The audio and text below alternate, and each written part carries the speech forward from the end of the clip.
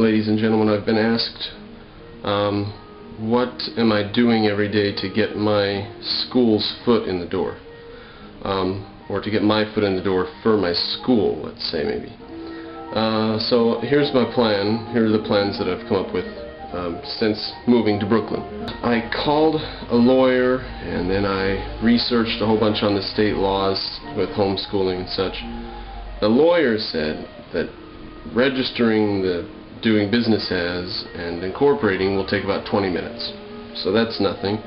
But he said that getting all of the licenses for the cafeteria and whatever else, he said that'll take possibly 6 months, a year.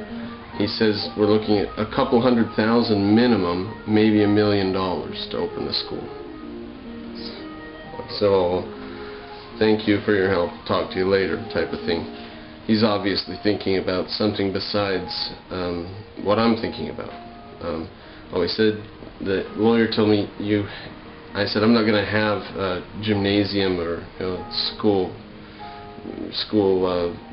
soccer team or anything like that. He says, well, you have to have something that puts you head and shoulders above the other schools.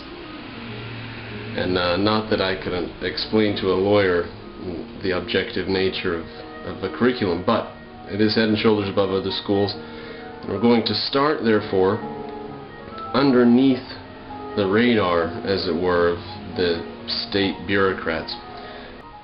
Once a child turns 6, you have to submit every single year to the school year a detailed curriculum of what books you're going to teach them from, and what assignments they'll have to do, and so on.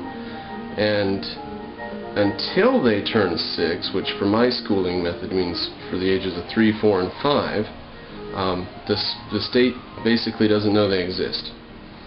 Now, if I start with children ages 3 and 4, let's say, maybe young 5-year-olds that have only just turned 5 when school starts, then I've got a full year to deal with them before I ever have to talk to any bureaucrat in any way.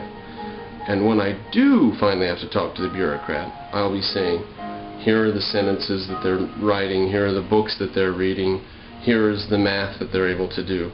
And it will just completely blow away anything that the public schools are doing. And for that reason, I'll probably come under persecution or something. They'll probably persecute me for making these kids learn too much too fast or too early or something. But until that day comes, that's what I'm going to do in the meantime. Is 2 classes of 5 children each, 8 a.m. to noon, noon to 4 p.m. That'll get me started.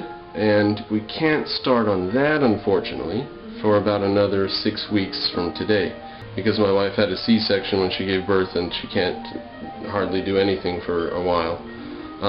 So otherwise we'd be getting students basically immediately. Also need to get some small furniture and some Montessori toys. That will be the biggest part of the expense, but now I know that I'm not going to be having a whole bunch of kids who are, say, 10 or 12 or something like that. I know that I'm not going to need my more advanced curriculum. Just the basic curriculum for youngsters is all I need to have. Therefore, a lot of the library that I have in Utah would not be as useful right now. So that puts that, I don't have to go ship the entire library just now. What I do have to do is get some Montessori toys and such. And the one rule that we're going to have, I'll finish off this way in case anyone's nervous about these kids knowing math and knowing how to read by the time they're 5.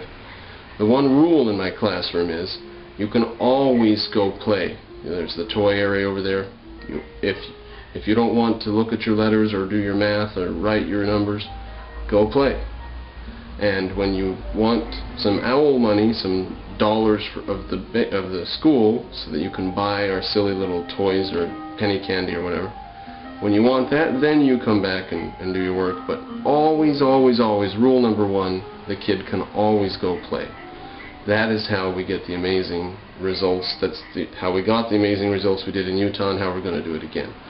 So look for our first students probably around in March or April maybe, and 2 classes of 5 students a day, and we'll be able to come in under all bureaucratic guidelines. They don't care as long as you got less than 6 kids, and there's 3 for 1 adult, and that's true for me and my wife will both be here.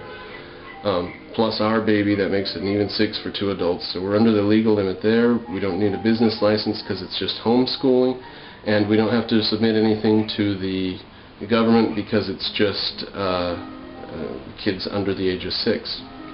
And then once I do come up against the government, I'll have so many kids that know so much about so much stuff, I don't think it'll be a problem. That's what I'm doing right now to get my foot in the door, and so over the next few weeks, I hope I'll make videos for you, ladies and gentlemen, while I get ready for the school, maybe make some brochures, business cards, start handing stuff out, taking applications and so on. So that's what I'm doing to get my school's foot in the door.